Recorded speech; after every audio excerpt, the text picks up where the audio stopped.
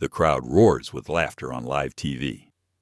Under the glaring studio lights, the host, famous for her biting sarcasm and bold remarks, grins smugly.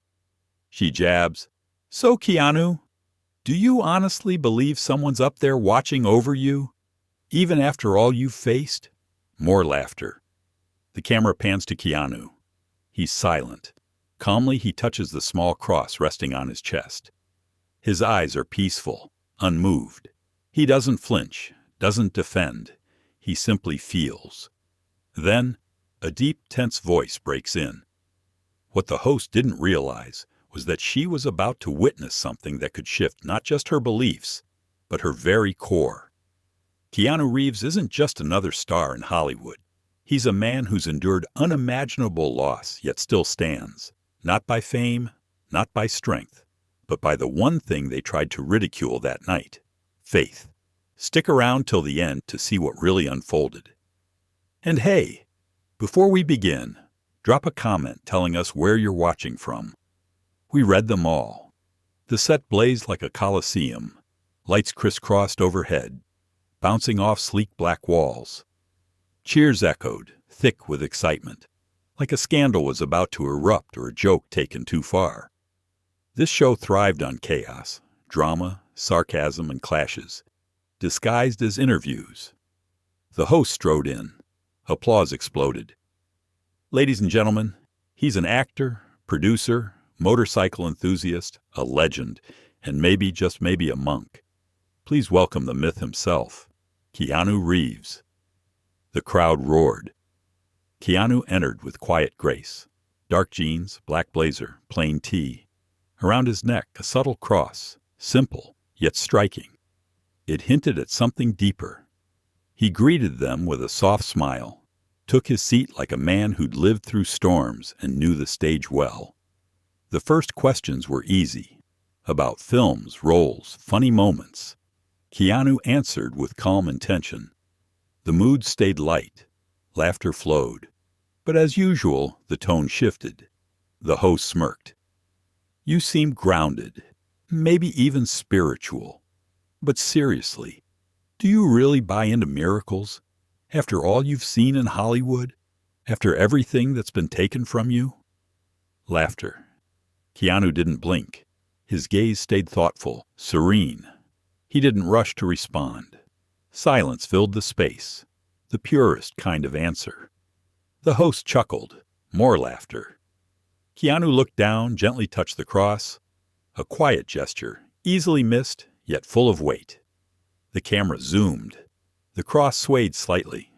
Then he looked up, clear, composed. Still no words, only presence. The talk continued, now laced with ironic takes on religion and faith as emotional crutches. More laughter. But something had shifted. The usual rhythm cracked. Then came the sharper jab. "Do you truly believe someone's up there watching you?" Keanu paused. The room held its breath. One wrong word, and he'd become viral fodder. But if he spoke truthfully, maybe, just maybe, things could shift. Then he spoke. Calm. Software. "If I'm still standing after everything, it wasn't just luck." It landed like thunder in still skies. Silence rippled through the crowd. Laughter ceased. People glanced at each other. "Did you feel that?" The camera returned to the cross. It no longer looked decorative. It was a statement. The host fumbled a joke, but it barely drew chuckles. Keanu remained unshaken, never hostile, never defensive, just fully present. No one realized that this night Keanu's cross would become more than an accessory. It was about to spark a moment no one saw coming. The studio dimmed. The room had changed. What started as light banter now floated in a strange tension, somewhere between discomfort and reflection. The host leaned in, trying to regain control, her smile strained. "So, Keanu, let's talk religion. We're already here." The audience chuckled, less freely now. She launched into a theatrical rant, sarcasm sprinkled throughout. "You know me," she said with a grin. "Religion? A fairy tale for grown-up kids. That divine plan stuff. Nice bedtime story, but come on. Some clapped. The crowd began to settle back into the routine. But Keanu didn't flinch, didn't shift, didn't even blink. He touched the cross again, not dramatically, just a simple motion, like grounding himself. The camera caught it. Still no panic, no tension, just presence. As the jokes flew, the scene quietly shifted. A narrator's voice emerged, calm, reflective. What the world saw was a man being tested. What they didn't see was the road behind him. The screen faded into gray-toned flashes. A funeral, a small casket. Keanu beside it, frozen. A hospital hallway. A blurry shot of hands held. A subway years later. Keanu alone, staring into the void. A closed book rested on his lap, unread. Behind his calm exterior lay tragedies. The loss of his daughter. The death of his beloved, his closest friend. Gone. Yet bitterness never claimed him. His sorrow transformed into grace. His quiet became prayer. The montage froze. Then came real voices, raw, unrehearsed. A rideshare driver recalled, "He tipped me $500. I thought it was a glitch. He just smiled and said, 'You were kind. The world needs more of that.'" A woman said, "I saw him at a gas station. My car overheated. He didn't just help. He stayed for an hour. No press, no rush." A fan shared, "I was sobbing on the sidewalk. He sat beside me like we were old friends. Never asked what was wrong. He just listened." Back in the studio, the host kept speaking, trying to rattle him. She recited scripture in a mocking voice, like she was performing in a satire.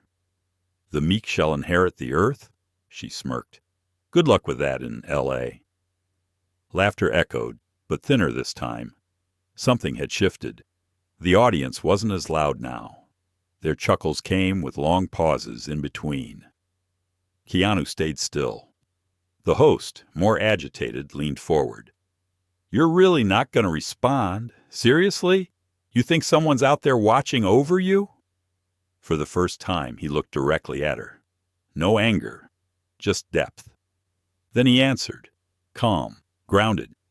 "If I'm still standing, it wasn't just luck." Silence, again. Not empty, but reverent.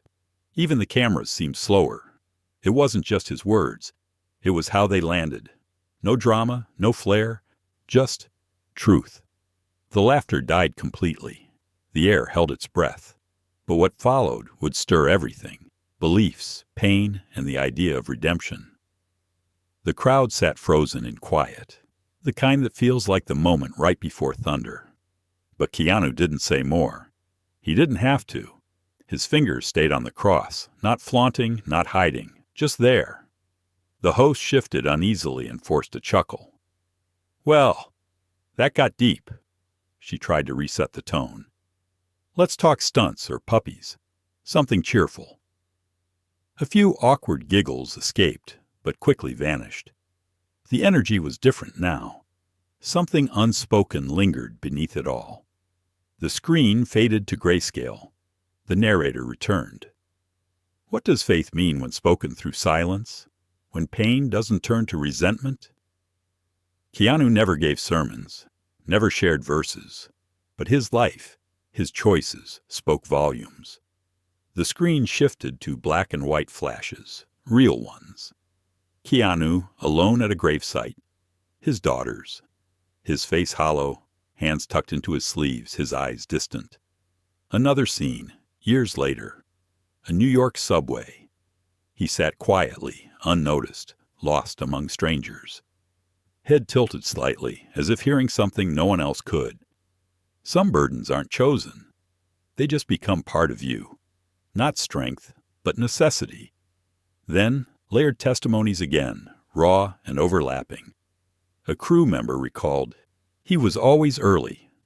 One day I had a limp. He gave me his chair. I was just background. A nurse. My mom was dying. He was at the same hospital. He sat with us, quiet, present, never said who he was. A hooded man, face blurred. He paid for my brother's surgery. No PR. I only found out when the hospital called. Back in the studio, the host forced a smile, leaned in. People love glamorizing suffering. Say it makes us deeper. But pain's just pain, right? Doesn't make you wise. It just wrecks you. She gave a bitter laugh. Keanu didn't reply. He just listened with that same patient, open presence. Not to fight, just to witness. The host let out a breath, waved her hand as if dismissing everything. You wear a cross. Fine. But come on. You don't really believe it means something, do you? It's fashion, symbolism. That's it, right? The room fell into stillness. Keanu turned toward her slowly. His voice, soft but now edged with something new, answered, I don't wear it for fashion. I wear it for memory, for forgiveness, for survival. His words weren't stylized. They were lived in, worn like an old coat. Words he'd repeated alone, in the dark, when no one was watching. The camera zoomed. This time the necklace didn't seem like jewelry. It looked like history, like testimony. The host froze. She tried to speak, then stopped. The audience sat motionless. No phones, no chatter, just presence. The narrator returned. In a world obsessed with noise, there's something holy in someone who simply lives what they believe. Keanu said no more. He just breathed, slowly, fully, holding space. The host cleared her throat, offered a smile. But it didn't quite land. Something had broken, not on the set, but within her. And what no one saw coming was that the very person who tried to humiliate him was about to expose something even deeper, something that would shift not just the show, but her life. When the program returned from its break, the lights were the same, but the atmosphere? Completely different. The laughter-ready audience now sat still, eyes wide, waiting for what would come next. Hearts were strangely attentive. Even the lighting felt softer, as if the cameras knew this next part wasn't scripted. The host returned to her seat. She looked composed, but not like before. Her smile was still there, but it didn't quite reach her eyes. She glanced at Keanu, then down at her hands. One of them trembled slightly. She tried to laugh it off, but her voice cracked. Okay, she said, almost to herself. Let's talk about something real. Keanu didn't move. He just waited, patient, grounded, ready. The host took a deep breath and leaned forward, her tone lower now, stripped of the usual performance. When I was little, she began, I used to pray every night. I'd close my eyes tight and ask God to make me normal. I didn't even know what that meant. I just thought, maybe if I was normal, I wouldn't be scared all the time. I wouldn't feel wrong. The audience sat still. The silence was no longer tense. It was sacred. Her eyes were glassy now, and her voice trembled. I'd pray, please don't let me go to hell. Please just let me be enough, the way I am. But nothing happened. I kept waiting for a sign, a voice, anything. A pause, a breath. Eventually, I stopped asking. And then I started laughing at all of it, at the prayers, the books, the people who still believed. I told myself, it's all fiction, just a security blanket for people who can't deal with the world. She gave a soft, bitter laugh, not mocking, just broken. Maybe I didn't laugh at your faith, Keanu. Maybe I laughed at my pain. Keanu looked at her gently.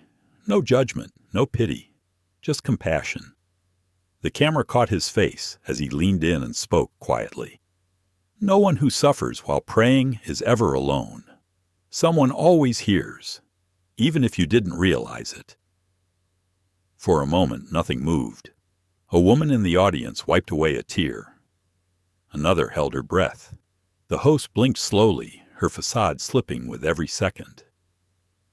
I used to think silence meant no one was listening, she whispered. But maybe I just didn't know how to listen back. The camera slowly zoomed out. Both of them sat there. No spotlight, no dramatic music. Just two people, raw and uncovered, in front of millions. Keanu didn't speak again. He didn't need to. The host looked at him, really looked, and gave a small, almost imperceptible nod, as if to say, "Thank you." Or maybe, "I'm still here." The narrator's voice returned, low and thoughtful. Sometimes the hardest part of healing is admitting you need it, and sometimes the most powerful confession is simply telling the truth. But that moment of vulnerability was far from the end. What no one in the studio knew was that behind the scenes, something even more revealing was about to explode, and not even the cameras could contain what came next. Hours after the show aired, clips began to spread like wildfire online. Keanu's quiet presence, the trembling in the host's voice, the way the studio had fallen into silence, it all felt different, authentic, something that couldn't be manufactured. But behind the scenes, things were starting to unravel. A video, recorded in secret by someone backstage, began circulating on social media. At first, it seemed like nothing, just the usual chatter of producers during a commercial break. Then, a voice, clear and sharp, cut through. "We want the God stuff pushed. She needs to poke him, get him to react. That's what drives clips." Another voice replied, "You sure he's not the type who fights back?" "Exactly. That makes it better." The video went viral within minutes. At first, it looked like just more behind-the-scenes gossip. But then, a former producer stepped forward in a live post. He looked nervous, but resolute. "I worked on that show for 3 years. There were always instructions, unspoken, sometimes written, to go after people who spoke about faith. It wasn't about curiosity. It was about triggering reactions, especially with spiritual guests. That's what the network wanted, more tension, more clicks." He hesitated. "I saw the script notes for tonight's episode. They wanted her to go after Keanu. Hard. Screenshots followed, internal memos, suggested lines, jokes meant to provoke, prompts crafted specifically to mock. The hashtag #RespectFaith began trending within hours. Another voice replied, "You sure he's not the type who fights back?" "Exactly. That makes it better." The video went viral within minutes. At first, it looked like just more behind-the-scenes gossip. But then, a former producer stepped forward in a live post. He looked nervous, but resolute. "I worked on that show for 3 years. There were always instructions, unspoken, sometimes written, to go after people who spoke about faith. It wasn't about curiosity. It was about triggering reactions, especially with spiritual guests. That's what the network wanted, more tension, more clicks." He hesitated. "I saw the script notes for tonight's episode. They wanted her to go after Keanu. Hard. Screenshots followed, internal memos, suggested lines, jokes meant to provoke, prompts crafted specifically to mock. The hashtag #RespectFaith began trending within hours. What started as a simple interview now looked more like a staged ambush. But the plan had backfired, because Keanu hadn't fought. He hadn't shouted. He hadn't even tried to win. He had simply stayed true. More voices joined the storm online. Actors, musicians, people from all walks of life. There's strength in stillness. Faith doesn't need to be loud to be powerful. "What happened to respect?" One user wrote, "This man carried more grace in silence than the show did in its entire runtime." Even people with no religious ties chimed in, not defending belief systems, but defending the right to believe. The tone had shifted. Inside, the energy was electric, different this time. Not the kind that waits to laugh or mock, but the kind that anticipates something sacred. As if everyone could sense it, something important was about to unfold. A collective breath held in quiet reverence. Keanu entered the studio just as he had before. Quietly, calmly, the same cross resting gently around his neck. The host greeted him, visibly nervous. Her tone was gentler now, measured, carrying the weight of someone who had seen a glimpse of something bigger than themselves. "Keanu," she said softly, "thank you for coming back." He nodded, offering a small, peaceful smile. "Thanks for the invitation." She asked how he'd felt after the last interview. But before he could answer, something strange happened. The lights flickered, not a subtle dim, but a sharp pulse. Monitors behind them glitched. A collective gasp echoed through the room. A sound technician leaned forward in the booth. Then, total silence. The microphones cut. The lights dimmed to near black. The hum of the studio vanished. For 10 full seconds, the entire set was swallowed by a stillness so complete, it felt almost divine. Keanu didn't move. He sat perfectly still, hands gently resting on his lap, the cross faintly glowing beneath the soft emergency lights. The host looked at him, frozen. No one in the audience stirred. Even the crew hesitated, unsure if they should intervene. Then, everything snapped back. Lights stabilized, sound returned, screens refreshed. But something had changed. The host turned to Keanu, her voice trembling. "I don't know what that was." Keanu met her gaze with quiet certainty. "It wasn't about winning a debate," he said gently. "It was about touching a soul." And once again, the world seemed to pause. The audience didn't applaud. They didn't cheer. They just sat, with him, with her, with themselves. It was as if, for a single breath in time, every person in that room remembered something they had forgotten. Stillness, presence, reverence,